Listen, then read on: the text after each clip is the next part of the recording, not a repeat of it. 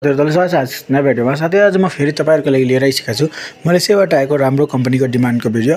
यदि तपाईहरु मलेसिया जानको लागि सोचिराख्नु भएको छ र राम्रो डिमान्डको लागि कुरिराख्नु भएको छ भने आजको यस भिडियोमा तपाईहरुको लागि चाहिँ त्यही राम्रो डिमान्ड र मलेसियाबाट आएको एउटा राम्रो कम्पनीको डिमान्ड लिएर आएको छु। साथैहरु यसमा एउटा नयाँ फरक के रहेछ भन्दाखेरि अहिलेसम्म जति पनि डिमान्ड आएको थियो त्यसमा 1500 रिङ्गेट स्यालेरी हुन्थ्यो, तर यसमा चाहिँ 1700 रिङ्गेट लिएर आएको छ। यानी कि जुन लेटेस्ट न्यूज आएको थियो कि 1700 रिङ्गेट स्यालेरी हुन्छ कामदारहरुको, त्यो चाहिँ आजको यस भिडियोमा फर्स्ट टाइम आएको छ 1700 रिङ्गेट भनेर नै। यानी कि तपाईको स्यालेरी यदि बेसीको कुरा गर्नुहुन्छ भने बेसिक नै तपाईको 58 देखि 60000 रुपैयाँ हुनेछ र ओभर टाइम भयो भने त्यो छुट्टै नै कुरा हुनेछ। त्यही भएर यस भिडियोलाई सुरुदेखि अन्तसम्म हेर्नुहोस् र यस डिमान्डलाई बुझ्नुहोस्। So let's start the video साथीहरु।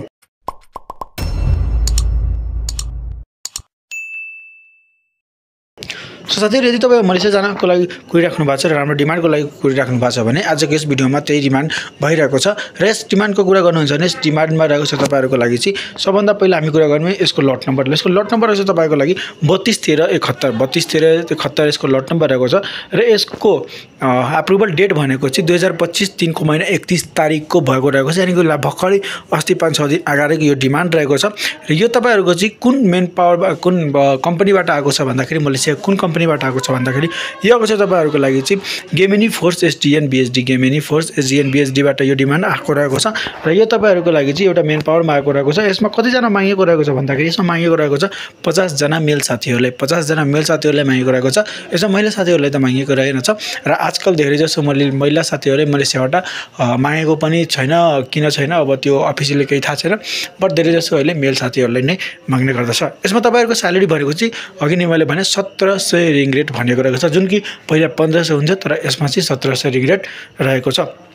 यसपछि तपाईहरुको प्रतिदिन काम गर्ने भनेको 8 घण्टा काम गर्नुपर्छ र हप्ताको 6 दिन काम गर्नुपर्छ। र यसमा कम्पनीले तपाईलाई चाहिँ खाना सुविधा दिँदैन, बस्ने सुविधा दिन्छ, खानाको लागि आफै पैसा पे गर्नुपर्छ, आफै किनेर आफै बनाएर आफै खानुपर्छ। त्यसको अलावा तपाईले यसमा कन्ट्र्याक्ट पिरियड भनेको चाहिँ 2 वर्ष रहेको छ। यसमा तपाईहरु 2 वर्षसम्म चाहिँ काम गर्न सक्नुहुन्छ एकचोटी भिजा लगाएपछि। त्यसपछि कम्पनीले यदि तपाईको काम राम्रो लाग्यो र तपाईलाई पनि कम्पनी राम्रो लाग्यो रुचि हो भने तपाईले यसमा भिजा थप गर्न सक्नुहुन्छ, जुन मलेसियाको यो रुल रहेको छ र विभिन्न कम्पनीहरुमा पनि यस्तै नै हुने गर्दछ।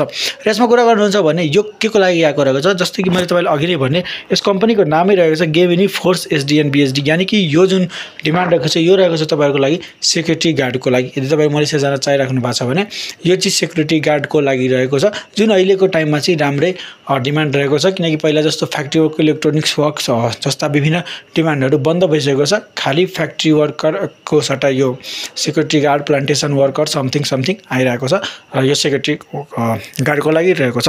यसपछि तपाईहरुले चाहिँ यसमा जान चाहनुहुन्छ भने यसमा तपाईले सानो इन्टरभ्यु दिनुपर्छ र इन्टरभ्यु हुन्छ तपाईहरुको लागि चाहिँ मेन पावरको कार्यालयमा। र यो मेन पावरको कार्यालयमा इन्टरभ्यु कुन दिन हुन्छ भन्दाखेरि यो हुन्छ तपाईहरुको चाहिँ 2025 4 को महिना 9 तारिख 2025 4 को महिना 9 तारिख। यानी 3-4 दिनपछि यो यसको इन्टरभ्यु रहेको छ। र यसमा तपाईहरु पास हुनुभयो भने मात्र तपाईहरुले चाहिँ त्यहाँ जान सक्नुहुन्छ।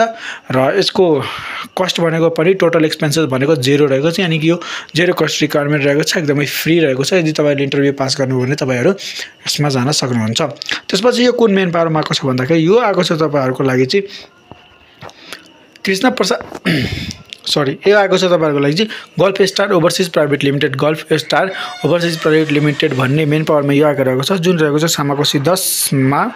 र तपाईहरुको यहाँ नम्बरहरु पनि दिएको रहेको छ कृष्ण प्रसाद पाण्डे भनेर या दिनेश पौडेल भनेर। यसमा तपाईहरुले फोन गरेर पनि बुझ्न सक्नुहुन्छ। र साथीहरु यदि तपाई मलेसिया जान सोचिराख्नु भएको थियो र राम्रो डिमान्डको खोजीमा हुनुहुन्छ भने आई होप तपाईले यो भिडियो धेरै हेल्पफुल भयो होला। र हो भने प्लिज भिडियोलाई लाइक गरिदिनुहोस् र यस्तै अपडेट पाउनको लागि हाम्रो च्यानललाई सब्स्क्राइब पनि गरिराख्नुहोस्। तबसम्म bye bye, take care and see you next video.